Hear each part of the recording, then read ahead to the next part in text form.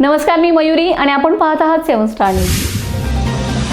खानापूर तालुक्यातील भाळवणी येथे येरळा नदीत पोहण्यासाठी गेलेल्या फिरदौस चिखलगार या युवतीचा दुर्दैवी मृत्यू झाल्याची घटना नुकतीच घडली असून या घटनेमुळे परिसरात हळहळ व्यक्त होत आहे। या प्रकरणी नदीपात्रात झालेला बेसुमार वाळू उपसा हेच तिच्या मृत्यूचे मुख्य कारण असल्याचा गंभीर आरोप स्थानिकांकडून केला जात आहे। मिळालेल्या माहितीनुसार येरळा नदीतील अनियंत्रित वाळू उपशामुळे नदीपात्रात खोल खड्डे निर्माण झालेत। या धोकादायक परिस्थितीची कल्पना नसल्यामुळेच फिरदौस हिचा बळी गेला असल्याचं सांगितलं जात आहे। त्यामुळे संबंधित वाळू माफियांवर तात्काळ कारवाई करण्यात यावी अशी जोरदार मागणी होत आहे।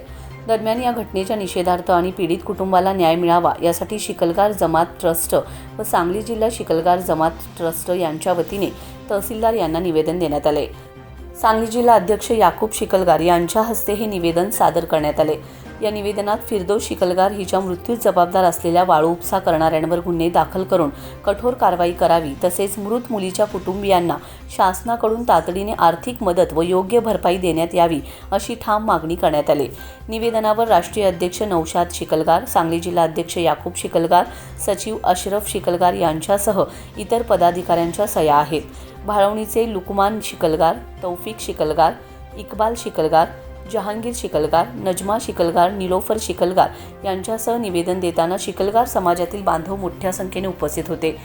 या दुर्दैवी घटनेमुळे प्रशासनाच्या भूमिकेवरही प्रश्नचिन्ह उपस्थित होत असून बेकायदेशीर वाळू उपशावर आळा घालण्यासाठी तातडीने ठोस उपाययोजना करण्याची गरज व्यक्त केली जात आहे। खानापूर तालुक्यातील भाळवणी येथे रविवारी येरळा नदीत पोहायला गेले असता आमच्या शिकलगार समाजाची फिरदौस शिकलगार हिचा दुर्दैवी मृत्यू झाला। हा मृत्यू नैसर्गिक नसून येरळा नदीच्या पात्रात जे वाळू उपशामुळे तयार झालेले खड्डे आहेत त्या खड्ड्यात अडकल्यामुळे तिचा मृत्यू झाला आहे।